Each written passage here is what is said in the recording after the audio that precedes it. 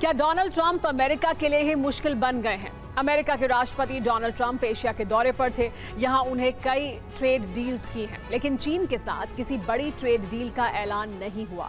सिर्फ इतना कहा गया कि चीन ने रेयर अर्थ अमेरिका भेजने पर जो पाबंदी लगाई थी उसे 1 साल के लिए टाल दिया गया है। क्या शी जिनपिंग के सामने ट्रंप कमजोर पड़ गए? क्या रूस के खिलाफ एशिया में अमेरिका की कोशिश फेल हो रही है? क्या डोनाल्ड ट्रंप लगातार बढ़ते दबाव में टूट जाएंगे? समझने की कोशिश करते हैं स्पेशल शो न्यूज मेकर में।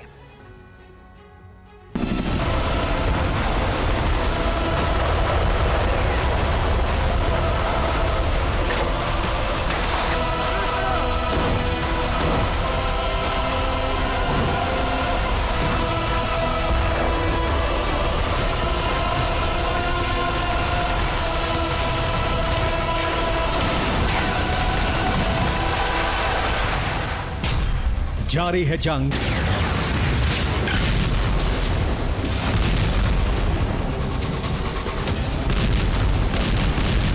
ट्रंप हुए तंग, कोई नहीं संग।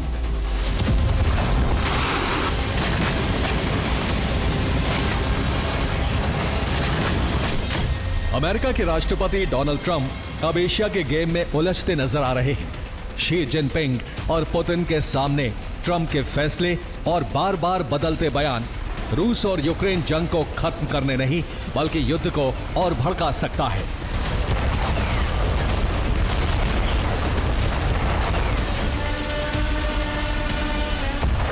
इसे समझने की कोशिश करते हैं कि आखिर ट्रंप क्या हासिल करने की कोशिश कर रहे थे और वो जंग को कैसे और बढ़ाने की तरफ बढ़ चुके हैं। सबसे पहले डोनाल्ड ट्रंप का ये बयान सुनिए।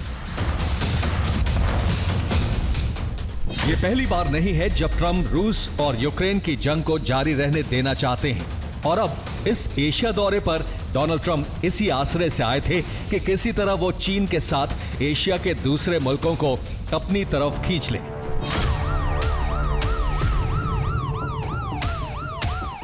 लेकिन फिलहाल अमेरिका के हाथ खाली ही नजर आ रहे हैं, बल्कि डोनाल्ड ट्रंप अपने बयानों से अमेरिका की साख कम करते दिख रहे हैं।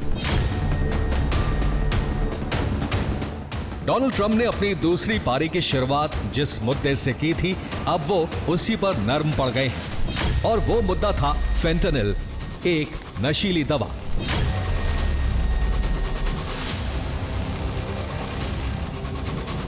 ट्रंप बार बार कह रहे थे कि चीन इस नशे के जरिए अमेरिका पर हमला कर रहा है, लेकिन अब ट्रंप इसी फेंटेनिल से टैरिफ कम करने की बात कर रहे हैं।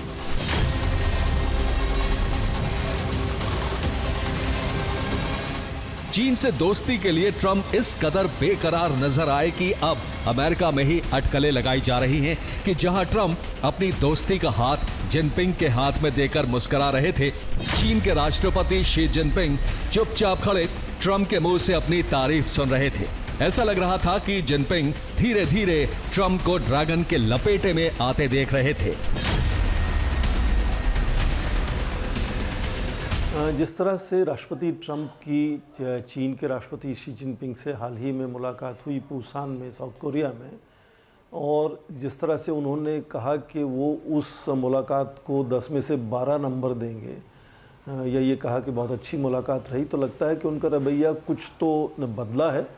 बीच में कभी कभी बहुत आक्रोश जाहिर किया था, कभी कभी 145% टैरिफ लगाने की बात की थी। तो उसके बाद मुझे लगता है कि दोनों तरफ से कोशिश हुई है कि ये जो टकराव है उससे दोनों को नुकसान है। दरअसल इस झुकाव की एक और वजह है और वो है ये शख्स।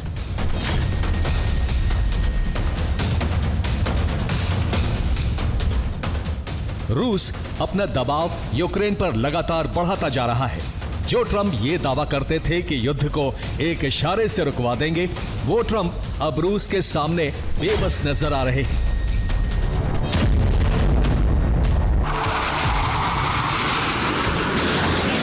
इसकी वजह है पुतिन ने अमेरिका के साथ मुलाकात तो की, लेकिन युद्ध अब तक अपनी शर्तों पर ही किया है। जमीन पर यूक्रेन से जंग के साथ ही पुतिन ट्रंप से एक दिमागी जंग भी कर रहे हैं। इस साइकोलॉजिकल जंग में कभी वो ट्रंप की तारीफ कर तो उसी वक्त यूक्रेन पर बड़ा हमला भी करते हैं।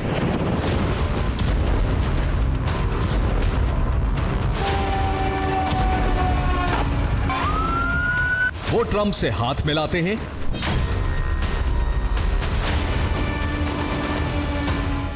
तो यूक्रेन के कई इलाकों को रूस में मिलाने की बात भी करते हैं। ट्रंप बार बार ये कहते आए हैं कि रूस अपने युद्ध का खर्चा चीन और भारत की तेल खरीद से निकाल रहा है।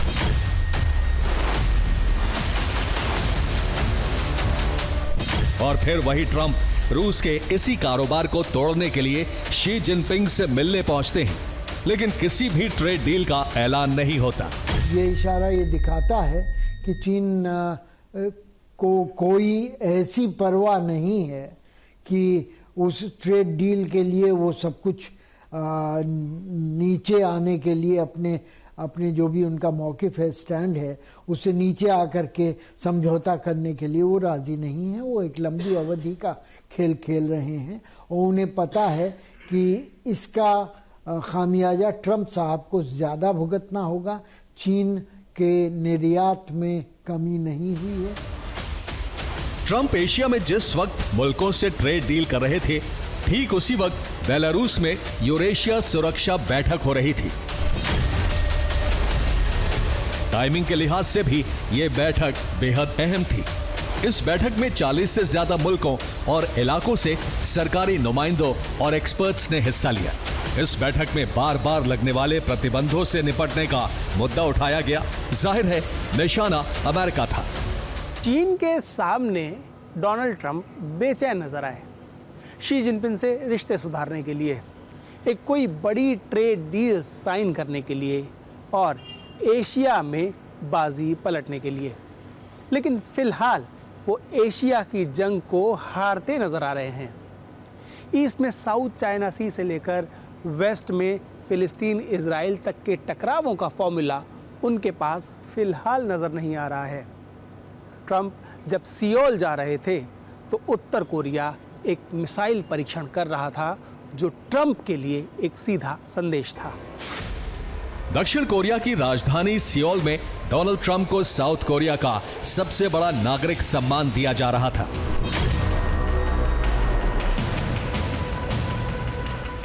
किम जोंग अपने तरीके से साउथ कोरिया और ट्रंप को आंखें दिखा रहे थे। ट्रंप पहले कह रहे थे कि वो किम जोंग उन से भी मुलाकात करना चाहते थे, लेकिन किम ने साफ जता दिया कि रूस और अमेरिका में से वो किस खेमे में है।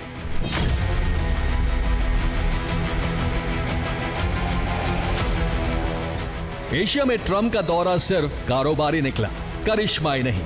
ना चीन ने यह वादा किया कि वो रूस से तेल खरीदना बंद कर देगा और ना ही रेयर अर्थ पर अपना प्रतिबंध वापस लिया, बल्कि इसे सिर्फ 1 साल के लिए टाला है। यानी अगर ट्रंप ने दोबारा दबाव डाला तो चीन भी नकेल खींच सकता है। राष्ट्रपति ट्रंप लगातार अपने चुनावी समय से ही कह रहे हैं कि वो यूक्रेन युद्ध बंद करा देंगे। फिर उसके बाद उनकी हाल ही में अलास्का में सीधी शिखर वार्ता हुई रूस के राष्ट्रपति व्लादिमीर पुतिन के साथ। एक और शिखर वार्ता की तैयारी हो रही थी पर वो अब नहीं हो पाएगी।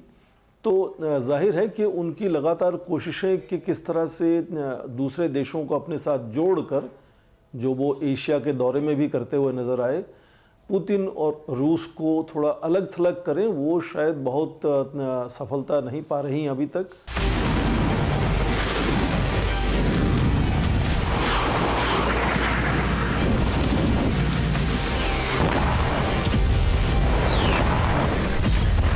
रूस से किसी भी मुल्क ने सार्वजनिक दूरी नहीं बनाई, बल्कि यूक्रेन में हो रही जंग के और घातक होने का खतरा बढ़ गया है। ये वो मिसाइल है जिसने रूस और अमेरिका की दूरी और बढ़ा दी है। न्यूज एजेंसी रॉयटर्स की खबर के मुताबिक रूस ने इस बेहद खतरनाक मिसाइल का इस्तेमाल यूक्रेन में किया, जिसके बाद ट्रंप ने नए न्यूक्लियर टेस्ट करने का ऐलान किया, जबकि अमेरिका ने अपना आखिरी न्यूक्लियर टेस्ट 1992 में किया था। लेकिन पुतिन लगातार अपना परमाणु बेड़ा बढ़ाते जा रहे हैं। ये पोसाइडन है, न्यूक्लियर एनर्जी से चलता है और परमाणु हथियार चला भी सकता है। यूक्रेन की जंग सिर्फ जमीन नहीं, हवा के बाद समंदर तक में अपना दायरा बढ़ा सकती है।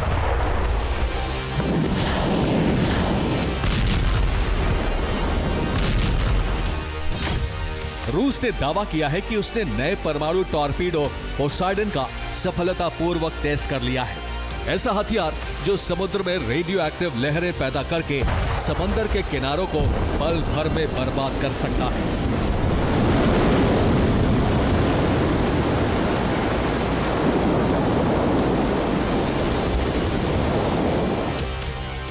इसे पनडुब्बी से लॉन्च किया जाता है। ये अपने आप चल सकता है और इसमें अपनी खुद की न्यूक्लियर रिएक्टर यूनिट है।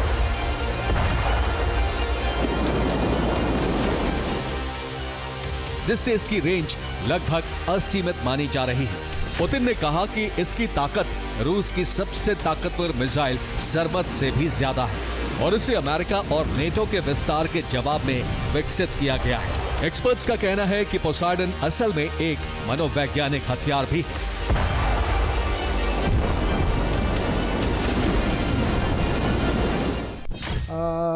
अगर हम व्यक्तिगत रसायनिकी की बात करें, पर्सनल केमिस्ट्री की बात करें, तो ट्रंप साहब का पुतिन साहब से कोई ख़ास लगाव नहीं लगता। ट्रंप साहब का मोदी साहब से कोई ख़ास लगाव नहीं लगता और शी जिनपिंग से भी कोई लगाव नहीं लगता। तो किसके मित्र हैं वो, किसके साथ उनकी बनती है। इसी सिलसिले की एक और कड़ी है ये बोरिवेस्त्रिक मिसाइल। इस मिसाइल को तो उड़ता हुआ चेरनोबिल यानी न्यूक्लियर प्लांट कहा जाता है।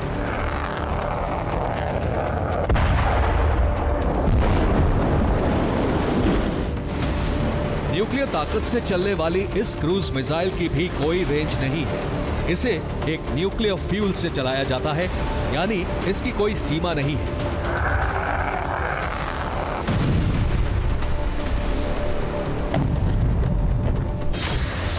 यूरेशिया के इस खेल में डोनाल्ड ट्रंप बहुत तेजी से पिछड़ते जा रहे हैं और हो सकता है इसी वजह से वो फिर से न्यूक्लियर टेस्टिंग शुरू करके संदेश देना चाह रहे हो कि अमेरिका अब भी रेस में बना हुआ है।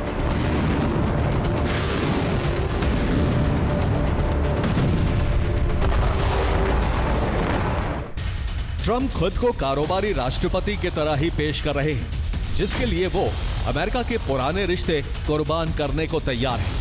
क्या एशिया के देश ट्रंप पर भरोसा कर पाएंगे? क्या ट्रंप अमेरिका से रिश्ता रखने के लिए सिर्फ पैसे को सबसे बड़ी शर्त मानते हैं?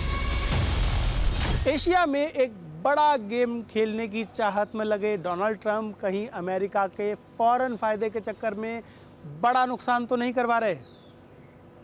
साउथ चाइना सी में ऑस्ट्रेलिया और जापान चीन से काफ़ी परेशान रहते हैं।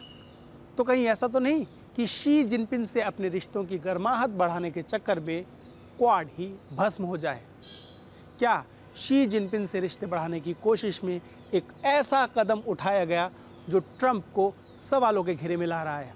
ट्रंप ने एक शख्स को माफ़ी दी और वो माफ़ी ही ट्रंप के लिए एक बड़ा जंजाल बनती जा रही है। और ये शख्स है CZ यानी चेंग पेंग चाओ, क्रिप्टो प्लेटफॉर्म बाइनेंस का फाउंडर। ट्रंप एडमिनिस्ट्रेशन ने बाइनेंस पर $4.3 बिलियन का फाइन लगाया था। CZ को मनी लॉन्ड्रिंग, टेरर फंडिंग जैसे आरोपों में जेल हो गई थी, लेकिन ट्रंप ने उसे माफी दे दी। माना जाता है ट्रंप परिवार के वर्ल्ड लिबर्टी फाइनेंशियल क्रिप्टो को CZ ने $2 अरब दिए थे, जिसके बाद उसे माफी दे दी गई। अमेरिका में इसे करप्शन ऑफ स्टेरॉइड्स कहा जा रहा है।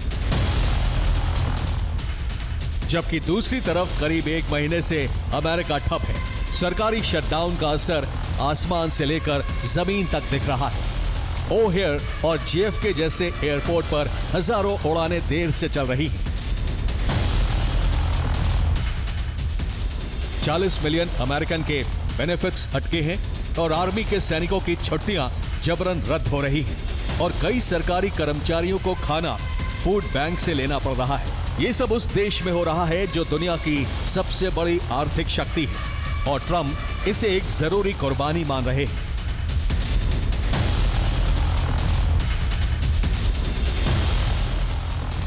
एक बार पूरी बिसात को फिर से देखने की कोशिश करते हैं। शुरुआत दक्षिण अमेरिका से करते हैं। ट्रंप के विरोधी ब्राजील के राष्ट्रपति लूला डी सिल्वा ने दावा किया कि ट्रंप ने उन्हें ट्रेड डील की गारंटी दी है।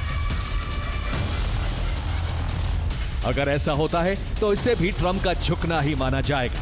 यूरोप में ट्रंप एक बार फिर युद्ध को और भड़कने दे रहे हैं। जिस फॉर्मूले को लेकर वो पुतिन से मिले, जिस भरोसे से वो ज़ेलेंस्की से व्हाइट हाउस में ही भिड़ गए, वो भरोसा चूर चूर हो चुका है। अब रूस दावा कर रहा है कि वो यूक्रेन के 2 और इलाकों को घेर चुका है और कब्जा करने के करीब है। वोलोदिमीर ज़ेलेंस्की का दावा है कि रूस ने डोनेट्स्क पर कब्जा करने के लिए 17,000 सैनिक और भेज दिए हैं। यानी साफ है कि जंग पर ट्रंप का कोई बस नहीं, बल्कि पुतिन के मुताबिक ही यूक्रेन में जंग की शक्ल बनेगी या बिगड़ेगी।